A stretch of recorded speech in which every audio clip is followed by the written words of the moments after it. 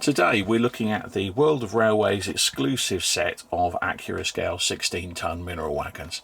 Now the 16-tonne mineral has a fine history, introduced in the 1950s. About 250,000 of them were produced, with lots and lots of different variants in there, so there's not one standard wagon, but they were all pretty much the same. However, as they fell out of use, which happened in the 1970s, they got sold on to industry. Now, British Steel needed to have some wagons for lugging scrap metal around and chucking it into blast furnaces. And these ones would have appeared on the South Wales steel sites. But that's enough history. Let's have a look at the box. The box is your standard Accurascale, fairly chunky cardboard box. It is 30 centimetres long, we'll call it 16.5 centimetres wide, and 6 centimetres deep. For what it's worth, if you were to take this and place it in the borough of Kensington and Chelsea, it would cost you £1,139.64 to find space for. As ever, it is nicely printed all throughout. You've got a representation of the wagons and the blast furnace going on the back. And we have Accurascale's name on there, barcode and stuff on there. I'm telling you this because apparently people like this with unboxings. And finally, we encourage you to retain this packaging as a means to safely store your models when not in use. I'm going to be controversial and say the thing you should do with this packaging once you've taken the models out and put them on your model railway is throw it in the bin. Stop collecting the boxes. If you really must collect the boxes, well, at least let your cat sleep in them. Anyway, let's open up the box. It's a very nice box, I will say that for it. And inside we find, look, there is a limited edition certificate. 139 of only 250 packs. Ooh, it's even sort of signed by late Andy York and Patrick from Accurascale. Yep, this is what the collectors want. That can go in the bin as well. Right, more useful, we have a set of instructions, and they tell you all about the wagons, including how to take them apart. Now, it's very interesting that you've got the various different diagrams on here showing you that some had welded or riveted doors, some had press doors, and how to take the wagon apart, or at least how to put it together. Very handy. Some nice prototype information here. I do like the fact that we're getting prototype information now with model railway items, because not everybody has got access to do all the prototype stuff, and sometimes it just makes the whole process a lot more interesting. Anyway, inside the box we find 3 wagons in a plastic clamshell and a load of bits. Now these bits appear to be longer couplings. So if you've got particularly tight curves, and these wagons should go round a radius 1 curve reasonably happily, you can have longer couplings in there. There's some pockets and there's some 3 links as well for those who want to be really fine scale. We'll take a look at them in a bit later. Inside, take the plastic clamshell off, and the wagons are nicely wrapped. Now here we have the welded variation of the wagon, so you've got no rivets showing on there, and it's nicely fairly basically weathered with the rusty patches on, because when these things were pressed into service they'd be bought off BR, and then, to be honest, British Steel were not going to repaint them. They were not going to give these things any love whatsoever. So they just slapped their branding on the outside with a stencil, bunged a number on it, whacked the end on with 16 tonne on there to give the operators an idea just how much scrap you could put in. And that was it. Oh, to be fair, health and safety note, the brake lever's painted white. Now this probably sounds a bit daft, but actually it is really important when you're shunting these unfitted wagons. You can see, looking underneath, there's no brake cylinder. When you're shunting unfitted wagons in the dark, you want to be able to see where the brake lever is. Now, the other point with this is that's very bright. these things got mucky. Nobody ever cleaned one of these wagons, so that would disappear fairly quickly. But at least it was a starting point. Anyway, I should run through the rest of the wagon to say that we have metal wheels on there. Unsurprisingly, metal wheels nowadays.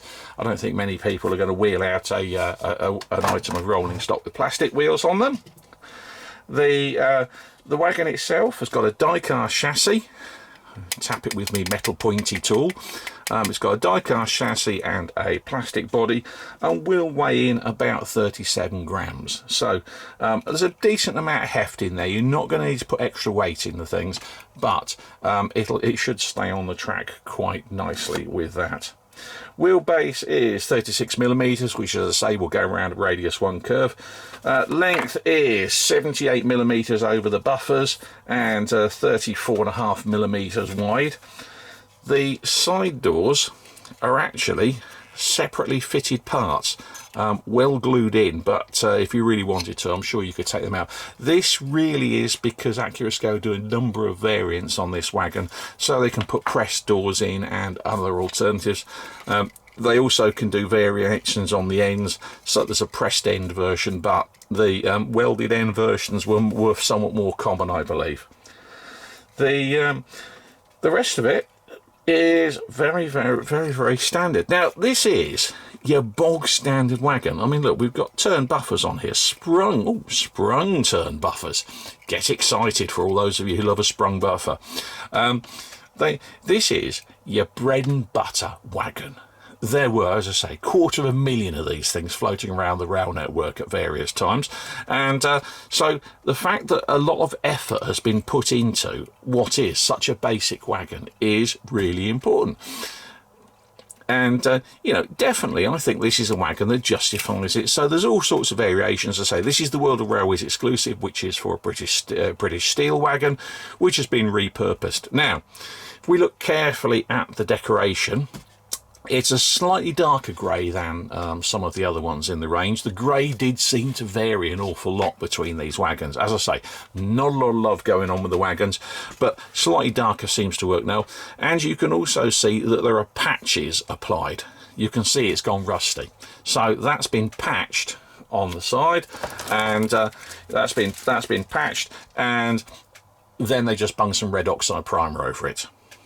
Now, if I'm going to say there's a fault with these wagons, it's that they're far too clean.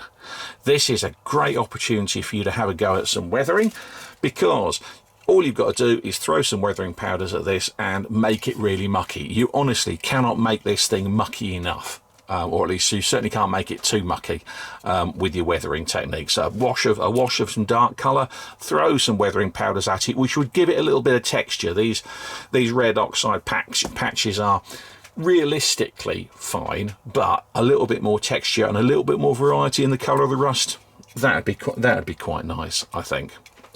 You're also going to be thinking to yourself, I want some sort of load in there, because, you know, it's pretty empty. And we're going to be looking at some loads done by Black Cat Bridges. This one's actually for a shorter wagon, but I've got a pile of those, and so we will look at the Black Cat Bridges scrap loads later on in another video and look at how we paint them. So a bit of variety there. And there we have it. One more thing, I think we ought to look at the 3-link couplings. The first job to do is to remove the old couplings. If I squeeze the tail slightly, I can actually show you the old and the replacement couplings that are supplied in the box. If you look, the replacements are very slightly longer, and they just drop in straight into the NEM pockets. Now, what I'm going to do is I'm going to flip out the springy bit with the tail, and then, and this is definitely a case of putting the old person's glasses on, because you really need to be able to see what's going on with this, just hook the coupling, and it just drops nicely into the area, into the correct slot, just above the just behind the actual coupling hook itself. And that is the wagon converted to proper fine scale with your proper 3-link couplings on. So there we go. Lovely little wagon. The pack of 3 comes with different numbers on them. So I've got 101, 1012, 1035 and 1040. So not even sequential numbers, which is a really nice touch. So it doesn't look so much like a model. Pack of 3 there, very nice, very nice. Not expensive for the quality of the models you get. I've built quite a lot of these out of kits, and yes, they are time consuming to do, but you know, quite not an unpleasant job. But there we have it. 3 very nice wagons, but they're a bit clean. Happy modelling.